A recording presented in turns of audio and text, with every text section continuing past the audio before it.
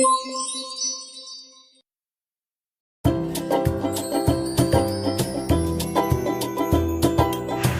merupakan biokatalisator yang diproduksi oleh makhluk hidup untuk mengkatalis reaksi kimia yang penting dalam tubuh makhluk hidup.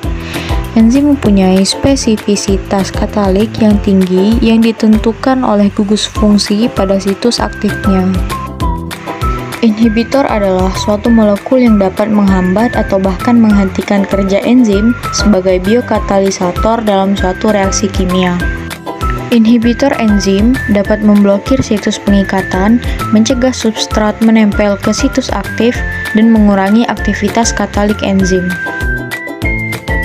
Inhibitor enzim dibagi menjadi dua, yaitu inhibitor kompetitif dan inhibitor non-kompetitif. Inhibitor kompetitif adalah molekul penghambat yang bersaing dengan substrat untuk mendapatkan sisi aktif enzim. Namun, setelah inhibitor menempati sisi aktif, enzim bebas dan produk tidak segera terbentuk, sehingga jumlah enzim atau kompleks enzim substrat berkurang. Inhibitor non-kompetitif adalah penghambat yang dapat berikatan dengan enzim maupun dengan kompleks enzim substrat.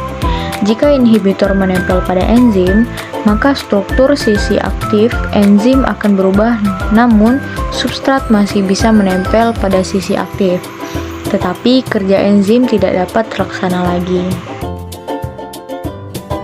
Berdasarkan tempat bekerjanya, enzim dapat dibedakan dalam dua golongan, yaitu endoenzim dan eksoenzim.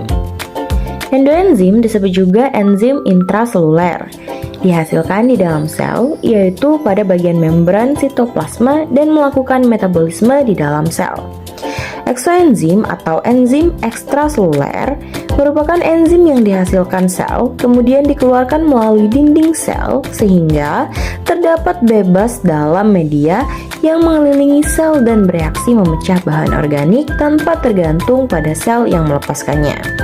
Terdapat 6 daya katalisnya. Yang pertama yaitu oksideoreduktase, kedua transferase, ketiga hidrolase, keempat liase, kelima isomerase, dan yang keenam ligase. Enzim konstitutif. Di dalam sel terdapat enzim yang merupakan bagian dari susunan sel normal, sehingga enzim tersebut selalu ada, umumnya dalam jumlah tetap pada sel hidup.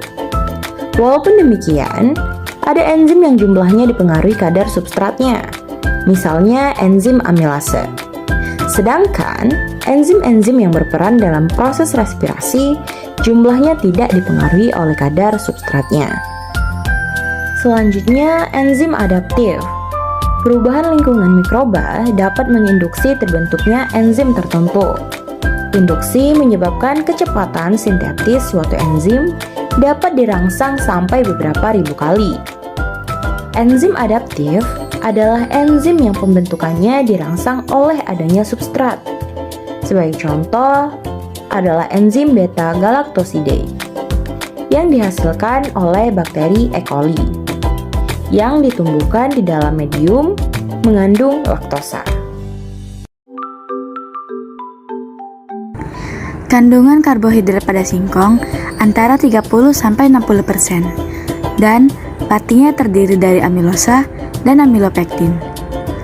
Kandungan amilosa pada singkong adalah 17-20%, sedangkan kandungan amilopektinnya adalah 80-83%. Mikroba yang terdapat di dalam ragi tape adalah kapang, yaitu Rhizopus sp, dan hamir, Saccharomyces cerevisiae, dan bakteri Pediococcus dan Acetobacter. Pembuatan tape memerlukan proses fermentasi. Pada dasarnya meliputi 4 tahap, yaitu yang pertama, molekul-molekul pati yang ada dalam bahan dipecah oleh kelompok kapang yang menghasilkan enzim amilolitik menjadi dekstrin dan gula-gula sederhana seperti disakarida dan proses hidrolisis enzimatis.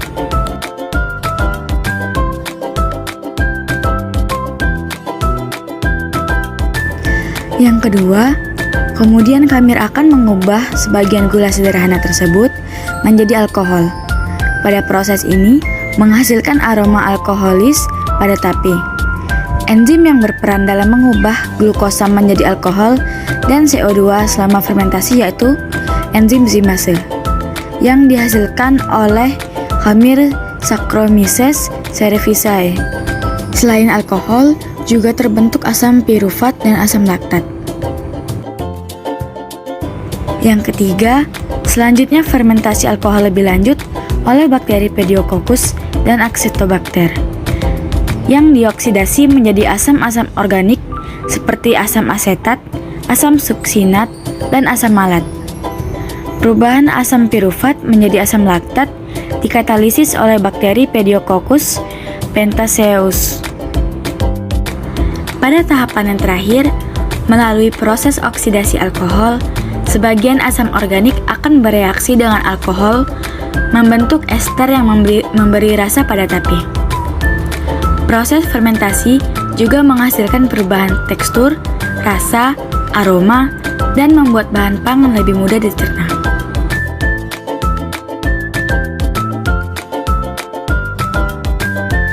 Berikutnya ada mekanisme enzim pada proses pembuatan tape.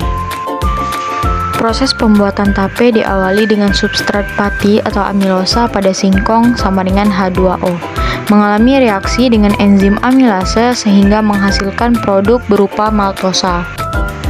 Produk maltosa kemudian bereaksi dengan enzim maltase sehingga menghasilkan produk berupa glukosa.